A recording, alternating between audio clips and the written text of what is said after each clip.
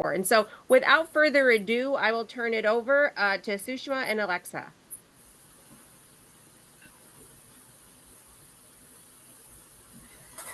Thank you, Daniel.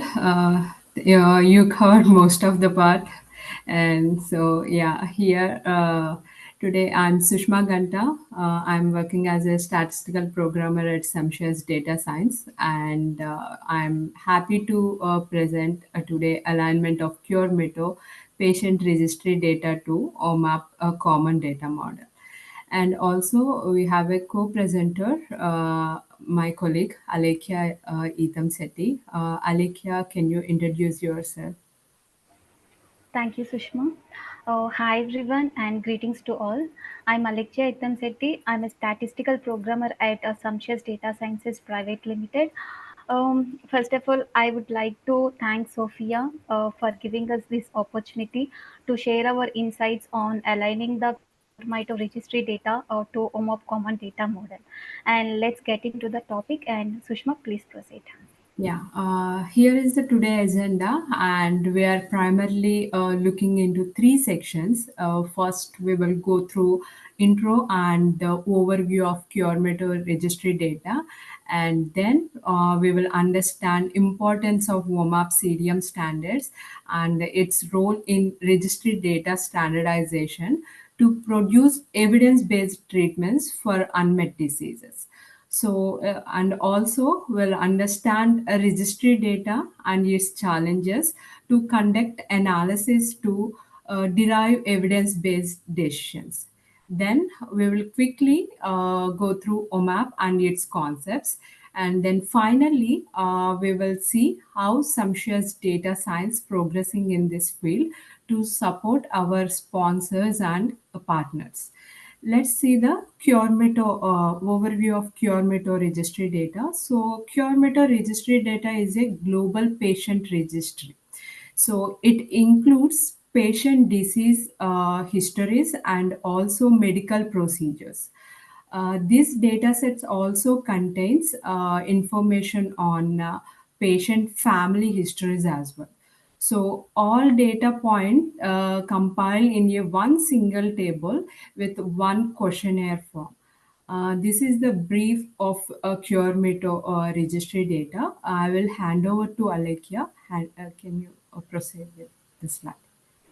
Yeah, thank you, Sushma.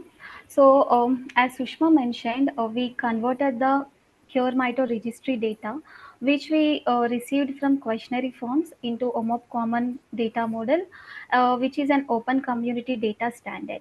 So, OMOP CDM stands for Observational Medical Outcomes Partnership Common Data Model. It is designed to standardize the structure and content of observational healthcare data, enabling more effective research, data integration, and evidence based decision making in the healthcare field. So, this aims to standardize data from various sources, like it can be EHR records, like electronic health records, claims, and registries. So, they can be easily analyzed and compared. And if the data is in proper standards only, the data can be used for interaction with the regulatory authorities, and we can use it for research and analysis purposes. So by converting CureMito registry data into OMOP CDM format, it undergoes a structured process which helps identifying errors and rectifying the errors. And also it ensures that mitochondrial disease, the data adheres to regulatory standards for privacy and security. Let us see what the CureMito people can do with this registry data after transforming into OMOP common data model, or after the analysis of the data. So by analyzing the OMOP CDM data, we can identify the patterns and insights related to the effectiveness of different treatments. Um, um, please, keep the last slide only. Oh, you want me to go back? Yeah, Sophia. A previous slide.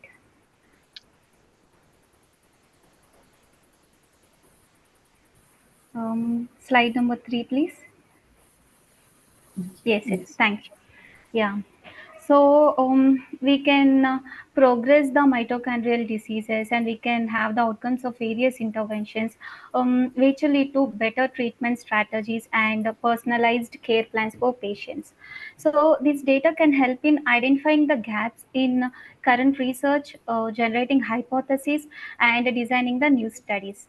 And also, the findings which we get from this data can be used to support advocacy efforts, which influences the policy changes and the funding decisions related to mitochondrial disease research and treatment.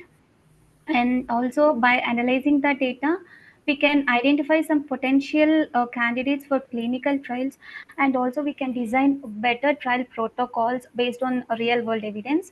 And it also use it to educate healthcare providers and patients and public about mitochondrial diseases, or what are the treatment options, and how we can go with advancements in research.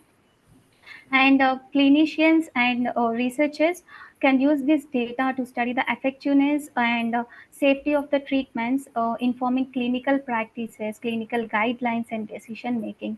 So let us see like what the parents of patients with Leigh syndrome can do with this converted cure mito data into OMOP data. So this data can provide some insights into how Leigh syndrome typically progresses. And it helps parents understand what to expect at different stages of the disease.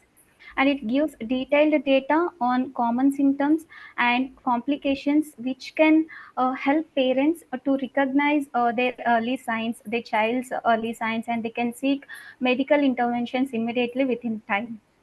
And also, data can provide information on potential risks and how to manage them. We can take some proactive steps in the child's care. And also, by understanding patterns in treatment responses or any outcomes, parents can work with their healthcare providers, so they can develop a personalized care plan which is tailored to their child specific needs. And also, this data will highlight some support resources like local support groups or any counseling services, which are mostly beneficial for families dealing with the Leigh syndrome. And also, we can raise the awareness. I mean, parents can raise the awareness. They can use this data to raise awareness about Leigh syndrome by influencing the public and some making policy attitudes towards the disease. And also, they can have more discussions with the healthcare providers, ensuring that treatment decisions are based on the latest research and real world evidence. And this data also can help families to plan care transitions as the child grows and as the diseases progresses in them. And we can so this data can provide some insights into future outlooks and helps parents plan for the long term needs of their child. And they can it can be including educational, developmental, and any supportive care needs as well. And also, this data will reveal um, which medical centers or which medical specialists have the most experience with the Leigh syndrome, and it helps the parents find the best possible care for their child. So, like we can like the converted OMOP data, it offers a powerful tool for parents as well of Leigh syndrome patients. It provides insights, actionable insights, and it provides guiding informed decisions, and also enhances the support and advocacy efforts. So let us see some benefits of homopsidium. And next slide, please. Yeah, let's see the benefits of transforming the cure method data into OMAP serium.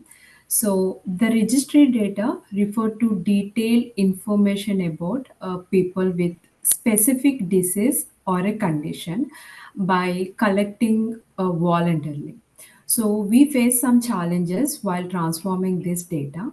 So, the challenges such as handling limited granularity and also creating custom concepts for rare subgroups and addressing missing dates and non-event records.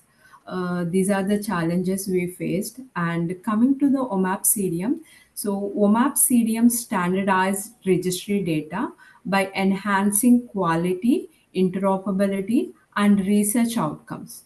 So here our efforts is the first in the industry. No known efforts has been transformed registry data into OMAP serial. And also, this transformation ensures the use of standardized research tools, and it requires a cleaning, processing, and building relationships of data points due to a large data sets.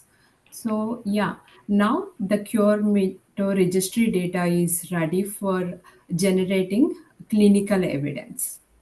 Next slide, please. Okay, let's discuss the need for standardization for this data. So the standardization ensures that data from registry database adhere to consistent and conventions. And also the standardization minimize errors caused by variations in the data representations, enhancing data accuracy. To by adopting a standard model, it promotes interoperability, and it allows a seamless data exchange between different healthcare systems, and also improving care coordination and patient outcomes. So the standard data supports better quality assessments and performance monitoring as well. So this evidence-based decision making and a process and optimization. So the most important outcome is here. So standard supports analysis ready format. So and also it allows collaborative research as well.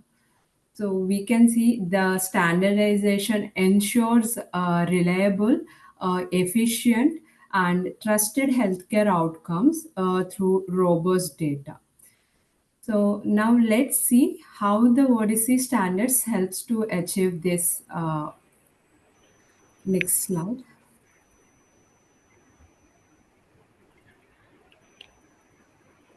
Um,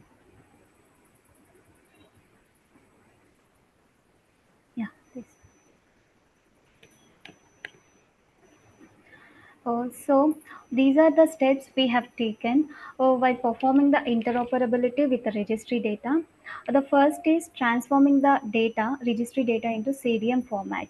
So using this standardized format, it ensures the data from different systems or sources. It can be seamlessly combined and analyzed without compatibility issues. So this transformation step typically involves mapping the existing data fields to the corresponding fields in the CDM and transforming the data accordingly. And also we used a few tools and scripts, and also we did some manual adjustments depending on data complexity.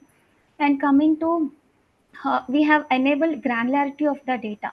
It gives the detailed information of the data. So it describes how fine the data is or how coarse the data is, and we can know like what are the impacts on how the data can be used for analysis and reporting. And also during this transformation of the registry data, we have faced a few challenges on with missing dates. So we have applied some logical methods and statistical methods, and we have imputed missing dates in the data. And finally we make the analysis ready by removing duplicates and by correcting the inconsistencies, and we ensure the data types and structures that are consistent with analytical requirements. Yeah, now next slide please. Yeah. So these are the tables we have generated based on the Cure Mito registry data, considering the OMOP CDM concepts. So percent table, observation period, observation, location, node, device exposure table, and condition occurrence, measurements table, procedure occurrence, and provider, specimen, and death tables. These are the tables, around 12 tables we have generated based on the Cure Mito registry data. And the next slide, please.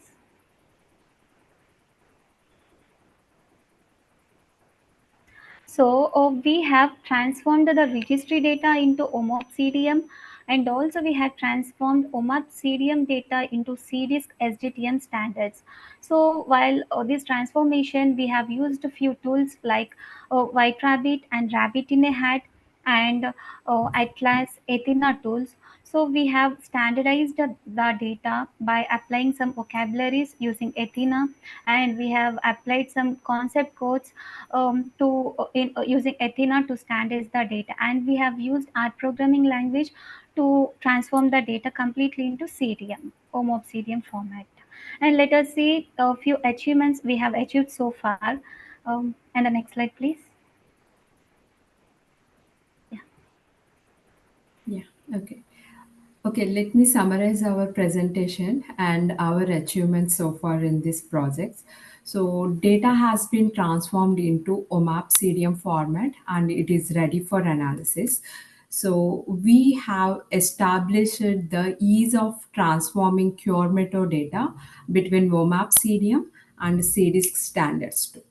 So our data findings has been presented at the Odyssey India chapter, and also we are planning to present the findings at the Odyssey annual event in October 2024, which will be held in New Jersey. And also last year, we transformed Cure metadata into CDISC standards. So we presented last year annual meeting in Cure Meta annual meeting, this one. And we have explored and transformed and made the Cure metadata analysis ready to further understand to disease better and improve patient lives. So this concludes our presentation for the day. Thank you. We'll happy to take any questions. Thank you. Thank you so much for that